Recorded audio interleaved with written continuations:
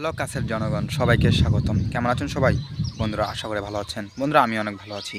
আজকে আমি নিয়ে আসলাম বিক্রম হিংসক মুভিটি। এই মুভিটির মুভিটির রিভিউ আজকে আমি আপনাদের মাঝে করব। বন্ধুরা, আপনাদেরকে প্রত্যেকেই অনেক অনেক ভালো লাগবে। বন্ধুরা, মুভিটির রিভিউ দেখতে চাইলে আমার ভিডিওটি পুনরায় দেখতে থাকুন এবং আমার সাথে থাকুন। ভিডিওটি কেটে কেটে কিংবা স্কিপ করে দেখবেন না।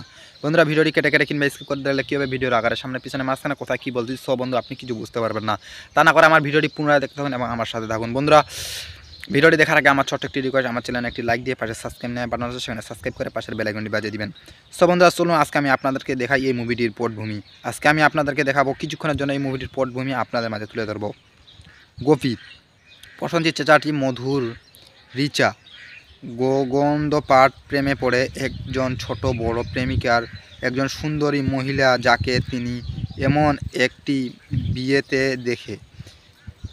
দেখা করেছিলেন যেখানে তিনি আমন্ত্রিত ছিলেন না।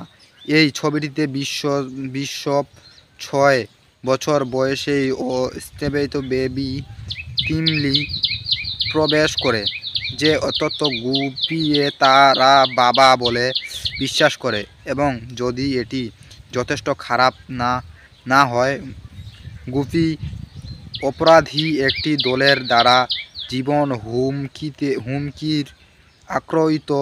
এটি সিরিজের বস্তুত হয়ে ওঠে, যারা এমন কিছু জানে যা সে জানে না। তার জীবনে এবং ভালোবাসার বিবেচনার জন্য মরিয়া চেষ্টা করার সময় গুপিত একটি মারাত্মক গোপনীয় হট টিফিন খারাপ কাছে পড়ে যায়, তাকে জানিয়ে দেওয়া হয়।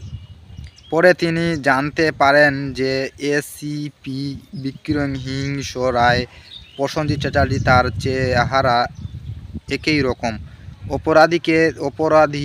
অপরাধীদের থেকে বিপদে পড়ে যায়। সো বন্ধুরা, আমি আপনাদের মাঝে কিছুক্ষণ এই মুভিটির পটভূমি তুলে ধরতে পেরেছি। আমি এখন আপনাদের মাঝে তুলে ধরবো এই মুভিটির পরিচালক কে ছিল। বন্ধুরা, এই মুভিটির পরিচালক ছিল রাজীব কুমার বিশ্বাস।